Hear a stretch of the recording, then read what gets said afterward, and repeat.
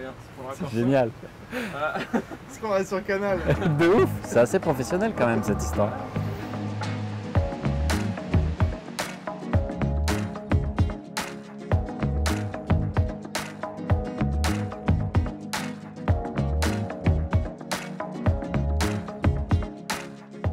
Je m'appelle Romain Froquet et je suis artiste peintre, artiste plasticien même, puisque j'aime intervenir sur tout type de matériaux et dans tout type de situations. Je me nourris justement des contextes qui m'entourent pour créer. Donc aussi bien en atelier sur toile que dans l'espace urbain, dans l'espace public, avec une vraie interaction avec les gens. Le projet débute avec une proposition de lieu pour une intervention artistique. Là, en l'occurrence, on est sur une typologie de lieu très particulière puisque ce n'est pas un mur, ce sont des arches. Donc il y a 3 arches à l'entrée du stade de sport. Alors c'est la première fois que je travaille sur ce genre de support. Donc c'est ce qui m'a immédiatement plu, séduit et là pour le coup Olivier Land avec sa direction artistique a su captiver mon attention et ça c'est le point de départ du projet.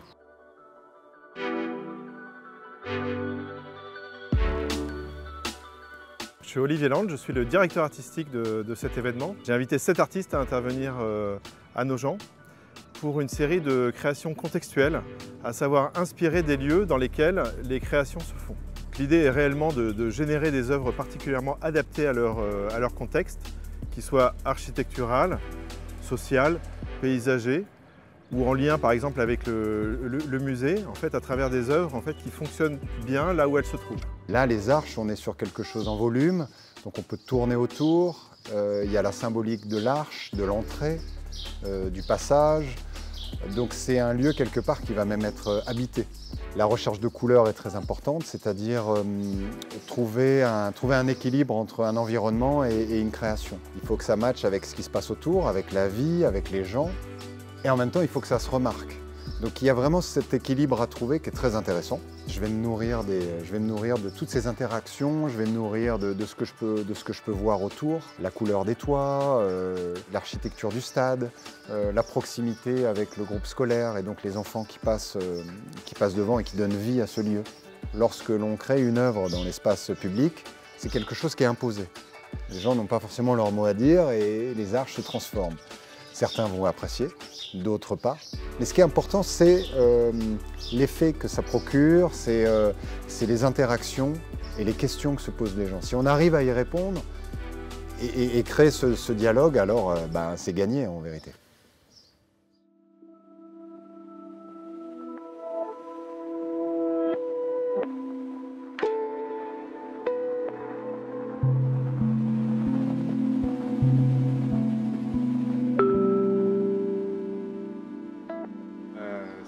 Comment... Ça va bien. Comment tu vas? Je m'appelle Larouille. Ça fait déjà plusieurs années que je pratique, on va dire, la peinture extérieure.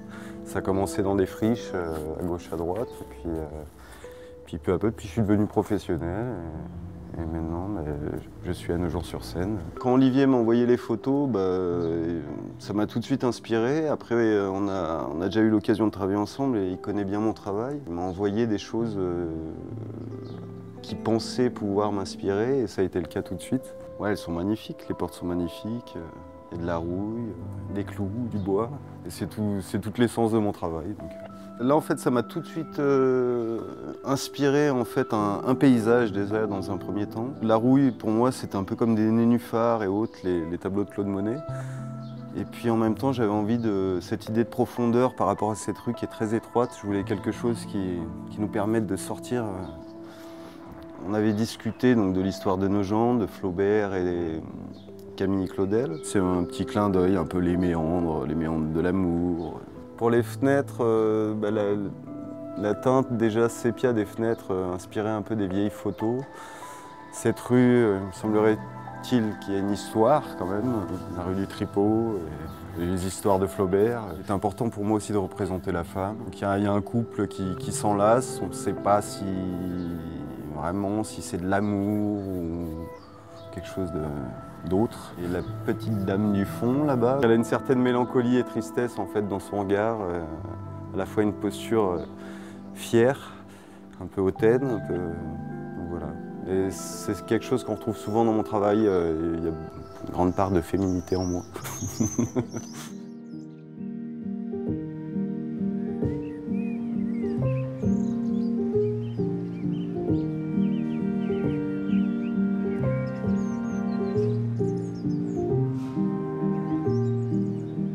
Je m'appelle Nadège d'Auvergne et je suis artiste d'intérieur et d'extérieur. Lorsque Olivier m'a envoyé le projet, il m'a expliqué que le lieu, en fait, c'était une galerie des sculptures qui dépendait donc du musée Camille Claudel.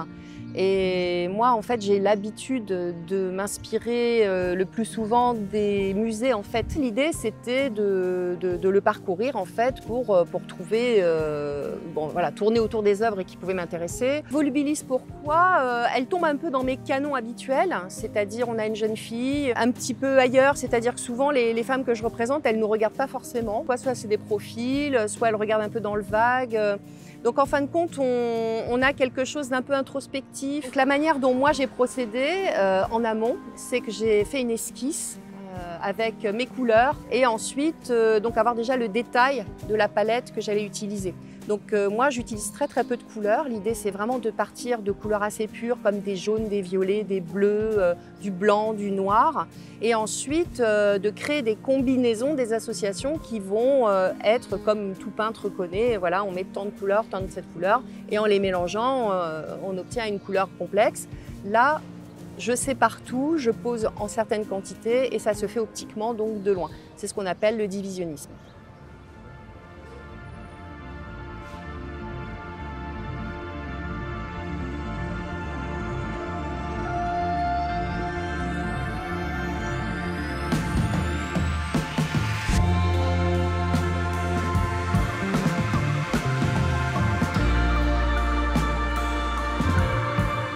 Les artistes ont été réellement séduits par Nogent-sur-Seine, qui est une cité vraiment très plaisante.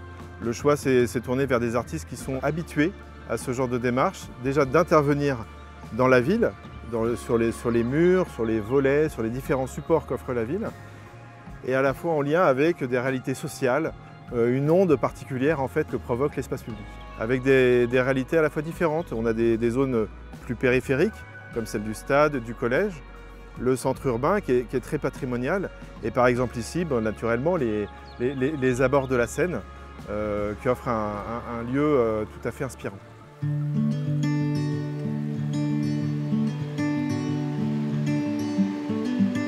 Du coup, moi c'est Rémi Tournier, je suis artiste peintre, muraliste aussi. Je peins depuis à peu près 2007. Quand j'ai reçu la proposition, j'ai tout de suite regardé la photo du lieu. J'ai trouvé le lieu hyper cool. C'est déjà de peindre en hauteur comme ça avec ces deux bras de Seine qui sont autour du mur. C'est hyper inspirant avec le sol pleureur à côté. Ça m'a tout de suite inspiré sur plusieurs pistes. Le paysage direct du mur inspire surtout mon choix de couleurs et la chromie que je vais utiliser dans la fresque. J'ai tout de suite vu que le fleuve est souvent dans des teintes verdâtres et que la flore et les arbres autour sont verts aussi. J'ai fait une proposition avec une jeune femme dans l'eau qui se dédouble parce que j'avais cette envie depuis longtemps de faire quelque chose qui fasse écho à une espèce de divinité qui soit partout et nulle part à la fois. Quand j'ai présenté cette peinture, il se trouve qu'Olivier m'a exprimé le fait qu'il connaissait l'existence de Sequana, qui est une divinité, la déesse de la Seine. Ça matchait à fond avec ce que je voulais faire. Il y a deux personnages, mais c'est deux fois la même personne qui exprime l'idée qu'elle peut être partout et nulle part autour de nous. Ce qui est vraiment bien là, c'est que comme j'ai choisi des couleurs qui sont en relation avec le paysage, je peux tout de suite voir en direct si mes teintes sont correctes. Hier, j'ai fait 2-3 ajustements parce que ça collait moins avec la couleur de l'eau actuelle. Et comme je pense que c'est très souvent cette teinte, ça me permet moi de pouvoir faire une fresque au plus proche de ce que j'ai envie.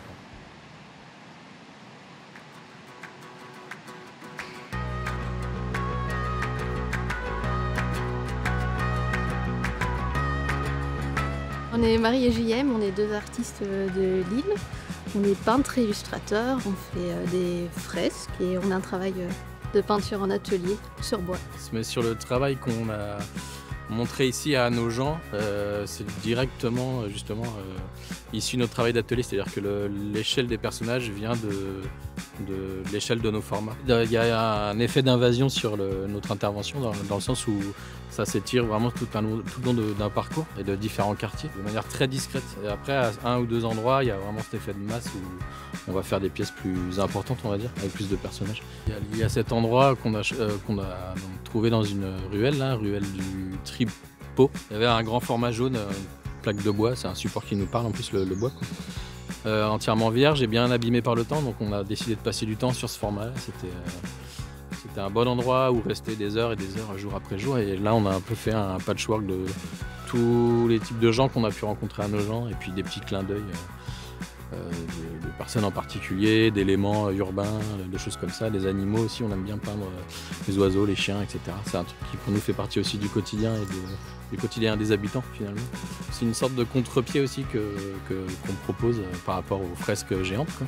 Ce qu'on veut, c'est proposer autre chose pour la diversité du regard, en fait, pour le spectateur. Après, c'est une manière pour nous de jouer justement la discrétion, c'est quelque chose qu'on aime bien. Nous, on va se promener sur un territoire, on va se balader, on va aller vraiment dans tous les recoins, on va dériver et on va peindre un petit peu partout là où ça nous parle. Et on va rencontrer des gens, chose qu'on ne ferait pas si on était coincé sur un mur. Voilà, à droite à gauche, on rencontre tout type de personnes et de manière très simple et très facile. Et c'est intéressant parce que justement c'est de la diversité, donc tu peins de la diversité, et donc tu échanges. Il y a un côté patrimonial à nos gens qui est évident et puis qui est très beau, et puis tu as un côté, il y a d'autres quartiers, logements sociaux, etc. C'est quand même des beaux quartiers par rapport à ce que nous on a pu connaître ailleurs. Mais voilà, la population est différente, donc ça c'est chouette, c'est intéressant.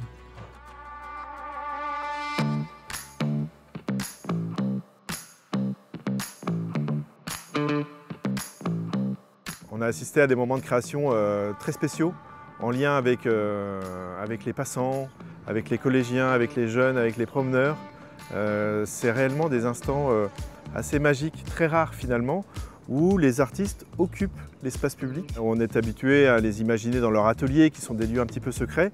Et là, en fait, finalement, ils dévoilent leur art, leur technique, leurs gestes aux yeux de tous. Et ce sont vraiment des moments très spéciaux d'interaction entre les personnes. Et c'est générateur de liens sociaux finalement, puisque les gens, au gré de la contemplation d'une œuvre d'art, en fait, vont échanger à l'endroit où, en fait, d'habitude, ils n'échangent pas.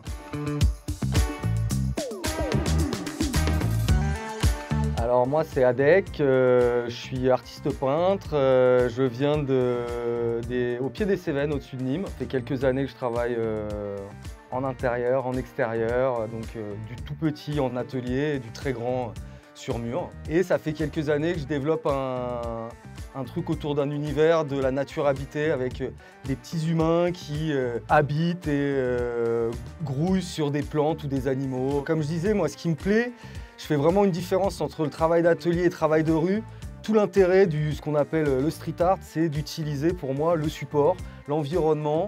Donc il y a un vrai souci d'intégration. Et donc à chaque fois c'est le challenge. Et plutôt que de subir, j'ai joué avec les fenêtres. Et donc l'idée ça a été d'utiliser ça comme une rotonde, comme une serre, comme une volière. Et donc de faire des oiseaux à l'intérieur, extérieur, tous ces petits humains et tous ces petits personnages qui racontent des histoires. Cette idée de la nature habitée, donc un thème que je décline depuis pas mal d'années, parce que voilà, l'intégration, ces petits humains qu'on est tous, à la fois tous pareils mais tous différents. Je trouve intéressant de voir une fresque de loin et de se dire mais d'entrevoir des choses et de faire se rapprocher les gens et de pas se lasser aussi. Et moi, en fait, le truc premier, c'est assez égoïste, c'est passer une semaine à me raconter des petites histoires et à m'inventer des mondes et des petits trucs. Et après, chacun se fait sa lecture. Cette idée d'être de passage et de laisser quelque chose à des gens qui vont le voir tous les jours, c'est pour moi super important de faire les rencontres. Mais c'est encore cet avantage d'être dans la rue. On est en direct, on peut discuter. Et là, j'ai poussé le truc un peu plus. On a invité une classe de 4e pour faire le fond là, qui est derrière nous. Et d'autres élèves qui passent, vu que c'est devant le collège, pour me donner des envies, pour mettre la main à la pâte pour certaines petites décos. Et moi, j'adore cet échange. Et Moi je considère que plus on est de cerveau, plus la fresque elle va être enrichie. Moi je suis de passage, je connais pas cet endroit plus que ça. Eux ils le connaissent 1000 fois mieux, donc mettre des petits détails. Là j'ai une dame qui est passée qui m'a dit ah, bah, à l'époque j'avais marqué le nom de mon copain de l'époque et on est toujours ensemble. Donc moi c'est des anecdotes que je trouve super.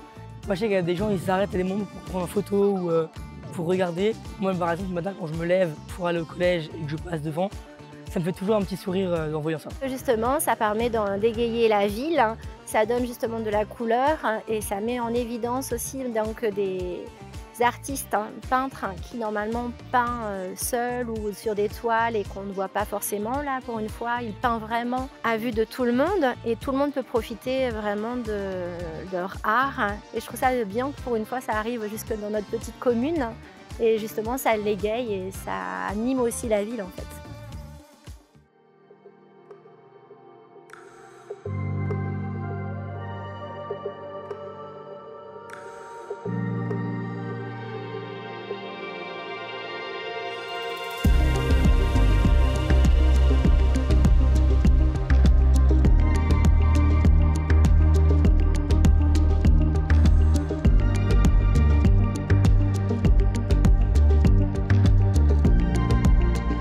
Écoutez, nous sommes absolument ravis du rendu puisque nous travaillons sur ce projet depuis plus d'1 an et demi en collaboration avec les Nogentais. L'objectif pour nous, c'était vraiment que chacun puisse s'approprier le projet dans son intégralité et le résultat est vraiment bluffant, vraiment satisfaisant. Tout le monde est ravi et donc nous aussi forcément.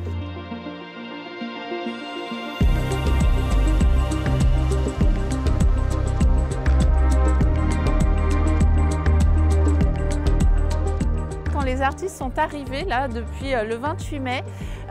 J'avoue que je n'avais pas du tout anticipé, imaginé le plaisir que ça pouvait être de les voir à l'œuvre, d'échanger avec eux, de passer, de voir les œuvres grandir et s'épanouir au fur et à mesure des jours, voire même parfois des heures. J'étais impressionnée par leur talent, leur savoir-faire, aussi leur souhait de partager l'amour de l'art qu'ils avaient, de l'œuvre qu'ils étaient en train de créer et de partager aussi l'idée qu'ils s'en faisaient, c'est-à-dire ce qu'ils étaient en train de créer. Et ça, c'est quelque chose de magnifique dont on s'est rendu compte parce que Nogent a été transformé en une résidence artistique pendant un peu plus de 15 jours. Les artistes étaient très chaleureux, très volontaires pour parler et partager leur expérience. Et les Nogentais, pareil, c'est-à-dire qu'ils étaient très attirés par ces œuvres qui étaient en train de se réaliser autour d'eux, dans leur rue. Et ça, franchement, c'est merveilleux.